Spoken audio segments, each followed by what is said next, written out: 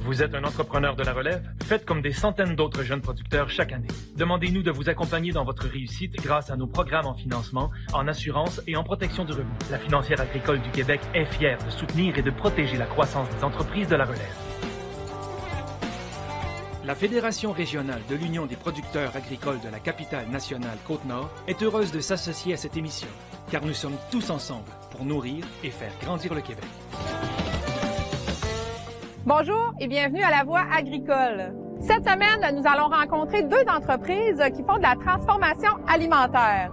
Tout d'abord, nous allons nous rendre du côté de Charlevoix-Est pour aller rencontrer Geneviève et Rénald de Safran Nordique.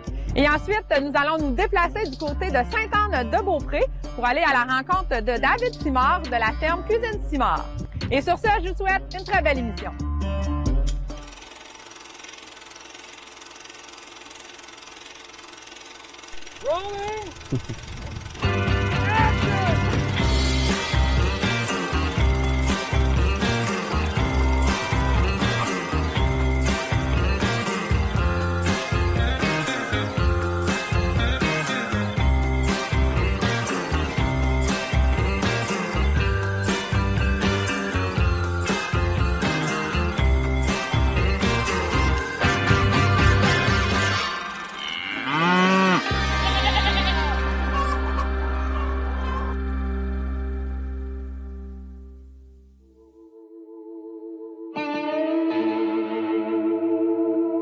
On a démarré à zéro, complètement. Okay. On a fait l'achat de la terre en 2015.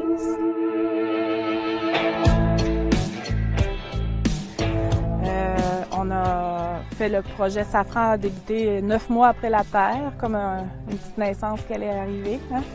Donc, c'est 9 mois, en mars là, qu'on a commencé à penser au projet Safran. On est allé suivre notre formation à l'été 2016. On s'est enregistré officiellement en décembre 2016 sur le nom de Safran Nordique. Puis on a implanté des bulbes un peu à chaque année pour avoir un peu assuré la production de safran à tous les ans, puis permettre à la safranière de prendre la maturité tranquillement.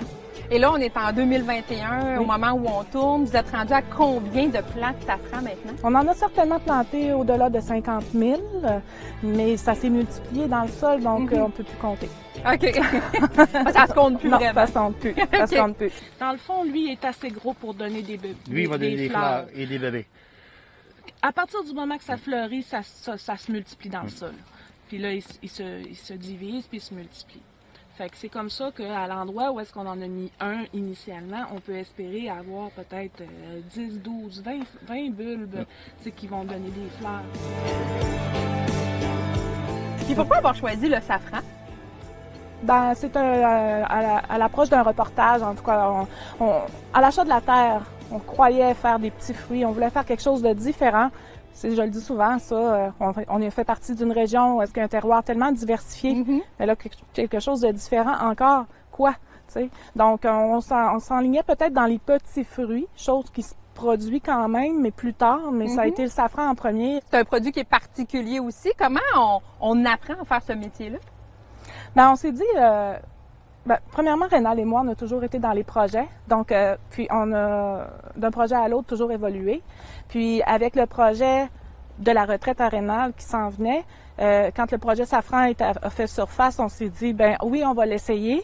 On est autodidacte dans ce qu'on fait. Ben, on va se renseigner, on va être très méticuleux. Puis, en tout cas, moi, parce que j'aimais beaucoup le terroir, puis Rénal aussi, on aimait la table aussi, et tout ça, bien manger. Donc, pour nous, c'était important. Comment on devient, c'est avoir su peut-être qu'on aurait eu peur. Oui. Mais finalement, tu sais, mais finalement, quand on est dedans, quand on est dedans, ben on a juste le goût de grandir. Dans le fond, on a tombé en amour avec le projet, puis ça nous a animés au niveau de toute la valorisation que ça nous apporte, puis de toute la curiosité, puis la soif de savoir. Mais on travaille tellement après ça, puis les départs, on les a. C'est bien. Ben c'est ça, il y a quand même pas à faire avec ça, à un moment donné. C'est une fleur, là. Je vous oriente là-dessus parce que je me dis, il faut le faire. Tu sais, on oriente les pétales de rose, on le sait, c'est bon, l'eau de rose et tout ça. Mais tu sais, éventuellement, il faut s'intéresser aux pétales. Tu sais, une fleur quand même qui est rare au Québec. Ben c'est ça. On n'en a pas tant que ça. Moi, je les ai toutes gardées depuis le début.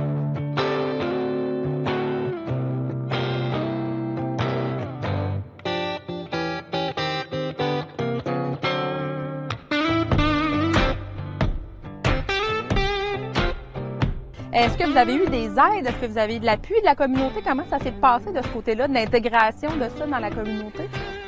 Bien, premièrement, à Clermont, il y a peu ou pas de projets agricoles. Bien, il y en a un peu quand même, là, mais c'est un sol de qualité A1 qu'on a su déjà tout de suite en partant parce que les voisins du coin, quand un nouveau propriétaire d'une terre survient, on a été rencontrer les intervenants de la ville, on a été rencontrer aussi les intervenants de la MRC, l'Union des producteurs agricoles, puis bon, tout le monde nous sourcillait un petit peu avec le safran parce que c'est quelque chose qui est pas commun du tout. Oui. Donc, mais nous, comme on veut faire les choses différemment, je dirais que Rénal et moi, dans les premiers temps, on gardait ça secret. Tu sais, on le disait pas qu'est-ce qu'on ferait parce que le temps que nos tests soient corrects et tout. Puis quand on a été sûr de notre shot, ben là, on a eu l'appui là, du milieu.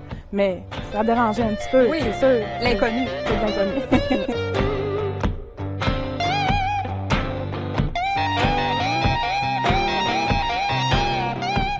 La fleur du safran, parce que là, on le voit avec vos produits, on va les découvrir tout à l'heure, mais vous utilisez plus que la pistille. Là. Vous êtes rendu à avoir des projets pour utiliser le maximum de cette fleur? Oui, pour se rentabiliser, on veut utiliser l'ensemble de la plante.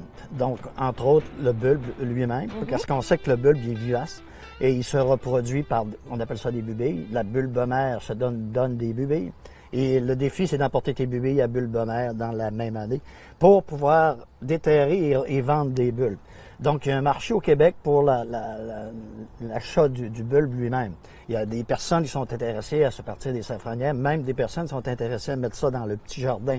Parce que la fleur de crocus, c'est quand même beau. Durant que toutes les autres fleurs se reposent, elle sort. C'est ça. Donc, ça fait toute une beauté dans un petit jardin l'automne.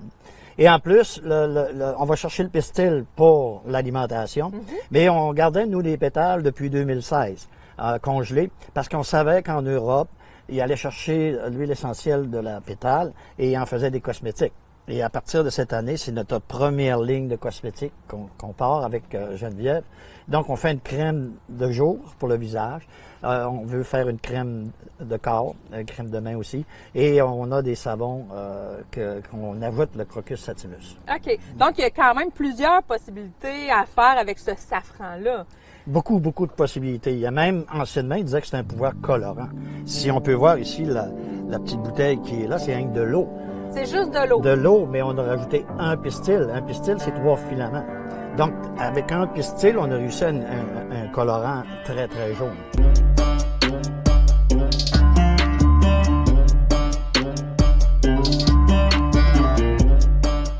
Et comment on développe une entreprise de safran? Vous avez commencé, évidemment, avec certains produits. Là, de fil en aiguille, d'année en année, on ajoute des nouveaux produits. Comment ça marche dans le safran?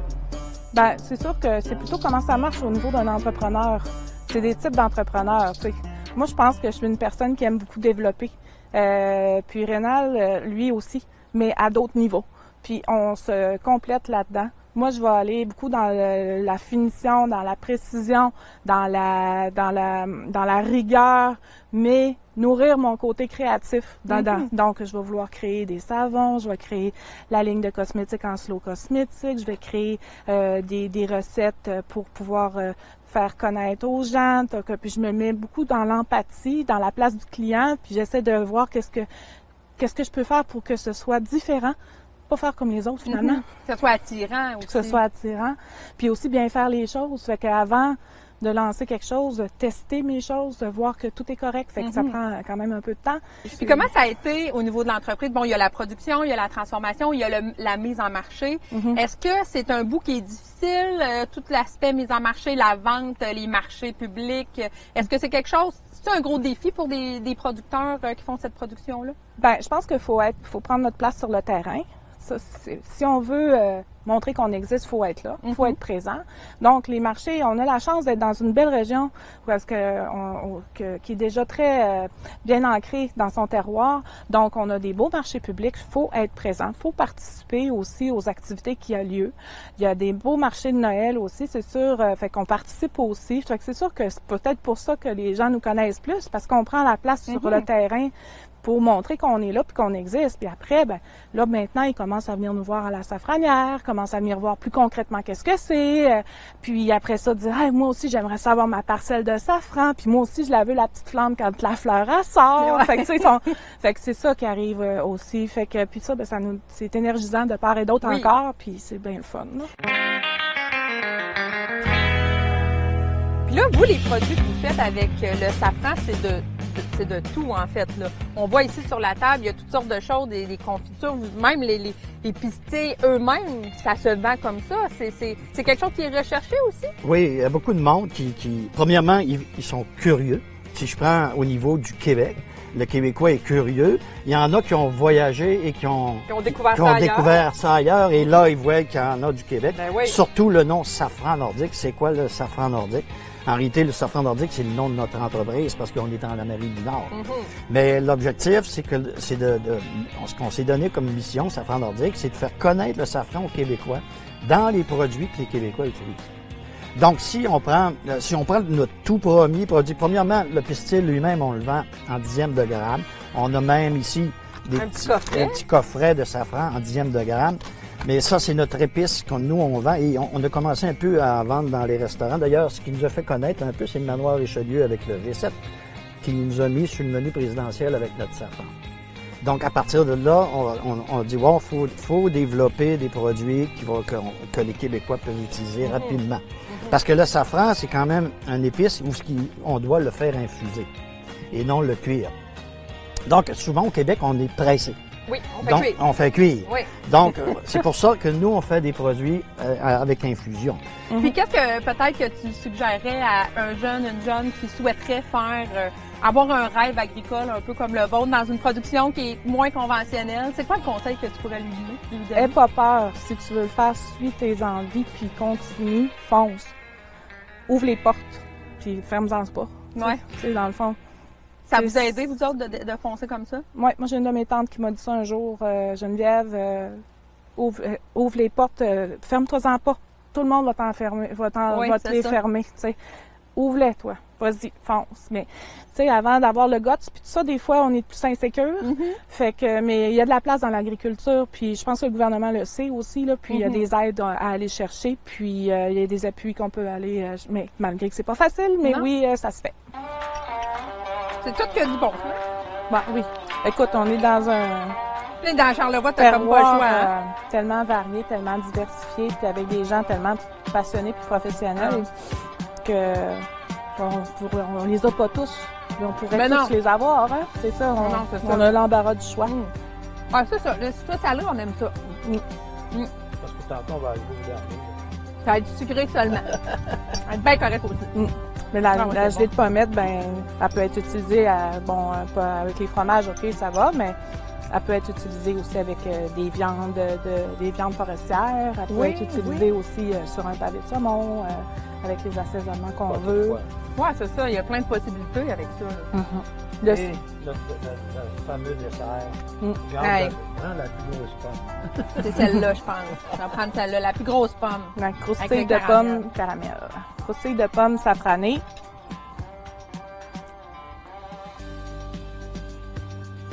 Oh, Seigneur. Mon Dieu, donc bien bon, ça. C'est criant. Ah, mais c'est pas grave. Ça fait du bien par où ça passe, qu'on dit. Ouais, c'est bon. Là, il en reste 3. On a 2 caméramans. Mettons, il resterait une cuillère pour moi, mettons. Oui. Il me dit, prends-la, je ne m'astinerai pas.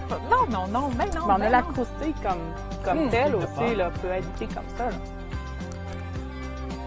Ça explose en bouche. Oui, c'est bon. Ah, mon Dieu, c'est bon. Les gars, tu l'as pas l'essayer? Bon, ben laisse faire. C'est bon. Moi, je pense que je vais m'en prendre un petit morceau de ça. Tomate.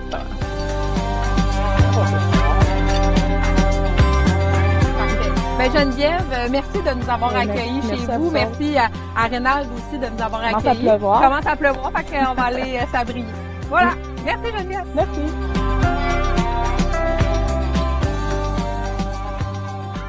Le réseau AgriConseil est fier de soutenir la relève agricole ainsi que les producteurs agricoles de la capitale nationale dans leurs divers besoins en matière de services conseils.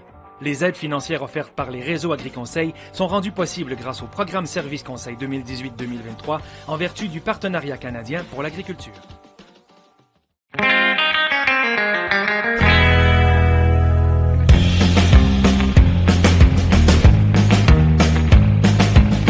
Alors David, on est ici dans les cuisines de la ferme Simard. On est à Saint-Anne-de-Beaupré. J'aimerais ça tout d'abord que tu me fasses peut-être l'historique de l'entreprise ici des cuisines. Ben, la cuisine, on a starté ça en 2019 avec moi et mes partenaires. On voulait créer quelque chose pour faire du prêt-à-manger, valoriser un peu les légumes, puis tout ce qu'on sort, qui est déclassé, tout ce qu'on a de surplus de production. Puis on voulait aussi donner une voix un peu aux organismes communautaires locaux, de pouvoir transformer des dons qu'ils reçoivent, pouvoir faire quelque chose avec ça, le valoriser, redonner aussi, là.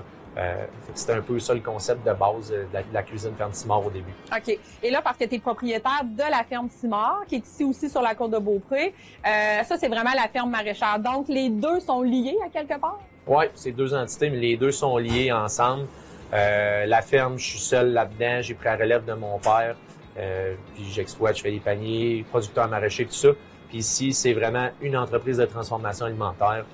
Principalement qui s'approvisionne chez nous, mais qui s'approvisionne aussi ailleurs, parce que veut pas, pour faire notre pâte à la viande, on a besoin de 2 autres ingrédients que nos cubes de patates. Fait que on s'approvisionne le plus local qu'on peut aussi là, autour. OK. Et d'où est venue l'idée? Parce que là, tu étais producteur agricole, évidemment, tu es une relève. Tu n'avais pas assez d'ouvrage, j'imagine, parce qu'en plus, il y a l'érablière. Là, l'idée de faire la cuisine, pourquoi avoir eu cette idée-là? C'était quoi cette envie-là? Écoute, ça, c'est un peu bizarre parce que moi, je suis quelqu'un qui fait zéro à manger, mais j'adore bien manger. Puis mes parents prenaient toujours 2 semaines de vacances en janvier, puis je me ramassais que j'étais obligé de faire ma bouffe moi-même. C'était problématique. Ben, j'étais tellement écœuré de manger des grilled cheese puis du macaroni après 2 semaines que je me disais, ça serait le fun d'avoir quelque chose, tu sais, de bon, de rapide, puis un peu pour le monde comme moi qui savent pas faire à manger. Fait que ça a commencé comme ça. Puis 2-3 chums autour d'une bière qui disaient, tu sais, Dave, tu devrais faire du prêt-à-manger avec tes légumes, tu sais, tu devrais faire ça, nanana.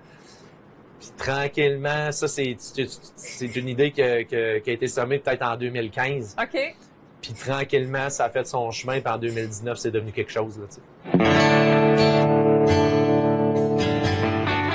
Les champs qui influencent la cuisine. Okay. Parce que, tu sais, je peux pas produire pour la cuisine parce que c'est incertain, l'autre bord aussi. Ouais. Et on passe beaucoup les légumes avec défaut, tu sais, les déclassés, les surplus de production.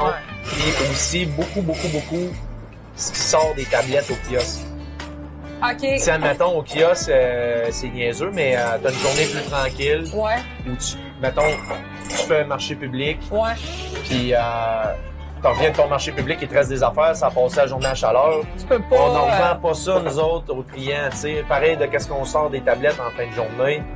On ne repasse pas ça aux clients, on ramène ça ici, tu sais. OK. Mais c'est un avantage, ça. Ben, c'est un gros avantage parce que tu as toujours du stock frais C'est ça.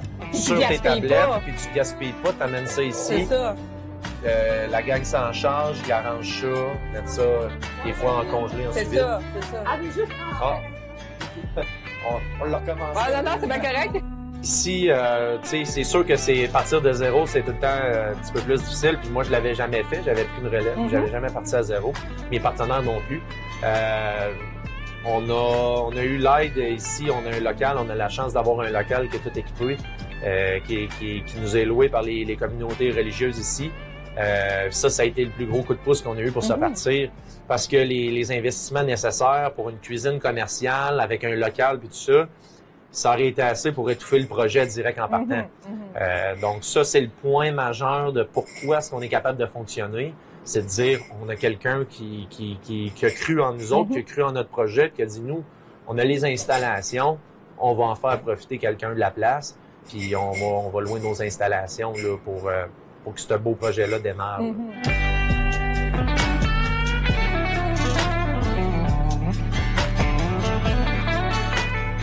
Parce que là, tu le disais, vous faites affaire aussi avec des organismes communautaires. Ça, c'est important pour toi, ce petit côté-là Peut-être plus d'implication sociale? Ben, c'est important, oui, parce que, tu sais, en tant que producteur agricole, souvent, on a des produits qu'on peut donner. Il y a des produits qu'on... Puis, ce que j'avais un peu comme problématique au début, c'est quand on arrivait pour donner certains produits, ce qu'on se faisait répondre, c'est nous, on n'est pas équipés, mais on n'a pas les ressources, mettons, pour tout transformer ça. Fait qu'on va en prendre juste un peu, puis le reste, il faudrait qu'il soit déjà soit transformé ou prêt à consommer, tout ça. Puis, j'étais un peu j'aimais pas ça nécessairement me faire répondre ça, puis en même temps, c'est comme une barrière, tu sais. Puis tout le monde avait la même problématique, c'est comme, on les a pas, les ressources. Fait que l'idée, c'était un peu de créer une ressource pour dire, regarde, on va être capable de le prendre, le don pour vous autres, le transformer, redonner des produits tout faits, des produits transformés qui vont pouvoir distribuer à leurs bénéficiaires, tout ça. Fait que tranquillement, pas vite, on a des petits partenariats en ce moment là, avec des organismes locaux, là, puis tranquillement, pas vite, on essaye de bâtir des choses pour encore plus s'impliquer, là, tu sais, puis encore plus faire une différence.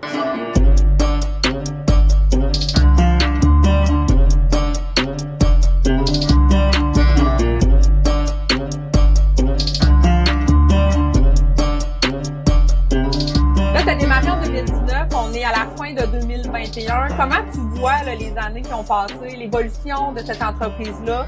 Est-ce que c'était dans tes objectifs? Est-ce que c'est mieux que ce que tu pensais? Comment tu vois là, le début de ton entreprise? Ben écoute, en 2019, quand on a parti ça, la pandémie, ça n'existait pas. Tout ça, ça a chamboulé beaucoup. Ben, ça a chamboulé, puis positivement, parce que nous, on a pu rester ouvert, on a pu continuer de fonctionner. Notre staff a été super prudent de ce côté-là. On n'a pas eu de problème, on a continué. Les gens étaient pris chez eux, il y avait peu de choses dans les épiceries pendant même un certain moment. Fait que ça a été un bon coup de pouce pendant ces 2 ans-là. Fait que non, on n'est pas où ce qu'on pensait qu'on allait être. Là. Je pense qu'on est un petit peu mieux placé que ce qu'on avait prévu. Puis sérieusement, on a vraiment un beau 2 ans là, de bâti à date. Ça paraît pas, mais une cuisine, oui, ça passe beaucoup de légumes. Mais à comparer à ce qu'on produit dans un champ, c'est pas des gros volumes. Tu sais, admettons, on passe des tonnes et des tonnes de légumes ici. Mais dans le champ, ça représente peut-être 5 10 Tu sais, c'est jamais, mettons, 50 là. Même, tu sais, on pourrait, mais il faudrait faire juste ce légume-là, tu sais. Comme, mettons, les fraises. C'est peut-être 5 tu sais. Fait que faire des fraises pour la cuisine, on fait. Je comprends. C'est surtout la cuisine qui arrive qui fait, hey, on va faire telle affaire avec tel produit. Amène-nous telle chose. Tu sais. Fait qu'eux autres se fient à ce que tu produis pour avoir des idées. Beaucoup. C'est beaucoup. La cuisine s'adapte à qu'est-ce qu'on sort et à qu'est-ce qu'on a et non. Parce que de toute façon, on fait déjà beaucoup de sortes de légumes. Oui. Fait qu'il n'y a pas beaucoup de choses. C'est ça. Tu sais qu'on fait pas. Ouais. Puis là, quel parallèle on peut faire avec la ferme Simard, la ferme maraîchère, la cuisine? Tantôt, on en parlait un petit peu. Les produits que vous faites, il y en a une partie qui s'en viennent ici. Comment tu gères peut-être l'aspect, les paniers, le kiosque, la cuisine? Est-ce que c'est difficile de gérer la production? Parce qu'en plus, selon la météo, selon ce qui va se passer, la production peut être différente d'une année à l'autre. Comment tu gères toutes ces facettes-là? Je te dirais que sont toutes complémentaires l'une et l'autre. T'sais, à la base, on produit pour notre kiosque puis nos paniers. Ça, c'est ça qu'on dessert au début. Puis on a la cuisine qui nous sert un peu de zone tampon. T'sais. Quand on a trop de produits, on en envoie à la cuisine. Quand on a des produits déclassés, on les envoie à la cuisine. Fait que c'est vraiment là, au niveau de la production, que ça se gère. On a des choses c'est des ventes qui sont stables, puis qu'on sait qu'on fait, puis qu'on produit pour ça.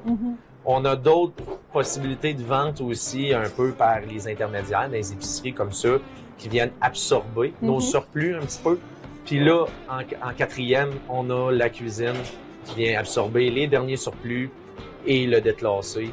Fait que non, côté production, ça se passe super bien. Puis ce qui est plaisant, c'est quand on arrive à l'automne et qu'on vide les champs, on peut stocker. La cuisine s'adapte toujours. Tu sais, la gang ici, les filles ont beaucoup d'imagination pour essayer de valoriser le plus possible tous les produits qu'on fait. Fait que non, on n'a plus beaucoup de gaspillage au champ là, et à la ferme. Là, c'est un plus d'avoir ça. C'est très minime. Ouais. C'est un plus puis c'est valorisant aussi. C'est ça. Comment ça se passe ici, l'élaboration des recettes? parce qu'on a toutes sortes de produits, du prêt à manger, autant des potages, des marinades, même des repas Général Tao et compagnie, les pâtés. D'où viennent ces idées-là? Comment on les élabore? Ben, essai-erreur. On essaie toutes sortes de recettes. On fait des tests. On regarde, est-ce que c'est bon? Est-ce que c'est quelque chose qui s'emballe bien sous vide, qui se congèle bien? Est-ce qu'à la décongélation, c'est encore bien? On l'essaye à notre kiosque. Les clients, est-ce qu'ils sont satisfaits? Est-ce qu'ils en redemandent? Est-ce qu'ils en veulent? Puis là, ben, on garde certains produits, on ressort d'autres produits. Les clients nous amènent avec des recettes, des idées. Toute l'équipe ici, tout le monde y met un peu du sien. Tout le monde arrive, hey, regarde, j'ai vu telle affaire, je pense qu'on devrait l'essayer, je pense que ça devrait être bon. Chacun l'amène, on l'essaye, on le fait. Puis là, on se bâtit tranquillement un livre de recettes, tu sais, avec, je pense qu'ici, on doit être rendu peut-être à comme 75 produits différents, tu sais, qu'on rotationne à travers les saisons, puis selon les arrivages, puis tout ce qu'on a. C'est-tu dans tes plans de mettre des nouvelles cultures ou... C'est sûr que j'en prends tout le temps un petit peu plus, mais il y a des choses de spécialité un peu que j'ose pas m'embarquer, puis qu'il y a tellement dans la région, il y a tellement d'offres et d'autres producteurs qui sont super bons à faire ça. Que tu t'embarques pas. Tu sais, comme par exemple un verger. J'ai pas de verger. Non, mais t'offres des pommes pareilles. J'offre des pommes, puis il y a tellement de beaux vergers dans la région, puis de professionnels de ça, que ça te donne rien. Ben, tu sais, je pourrais me lancer, mais je ferais pas mieux que qu'est-ce que j'ai déjà avec eux. C'est ça. Fait que tu vas plus consolider, améliorer ce que tu as, vraiment pour que ça soit plus à la coche que d'amener d'autres produits. Ben, c'est ça. Puis tu sais, des fois, c'est mieux de travailler avec des spécialistes que d'essayer de devenir un spécialiste soi-même, parce que par exemple, la fine herbe, tu sais, la ferme Bégin à Château-Richer, ils nous fournissent nos fines herbes. C'est des spécialistes. C'est ça. T'sais, ils font juste ça, ils sont super bons. Ça te donne rien de te lancer là-dedans. Non, tu sais.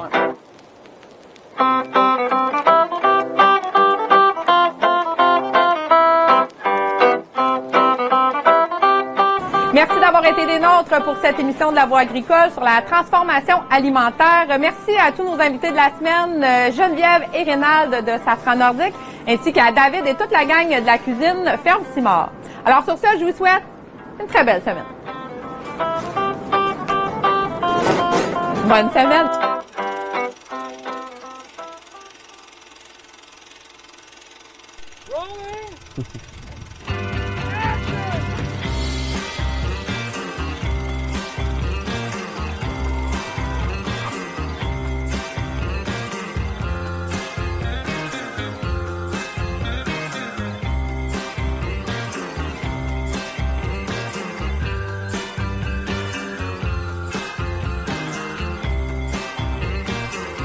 Cette production télévisuelle est rendue possible grâce à un financement obtenu de l'entente sectorielle sur le développement des activités agricoles et agroalimentaires de la capitale nationale et de la ville de Lévis 2020-2022, qui regroupe 13 partenaires provenant du milieu gouvernemental, municipal et agricole.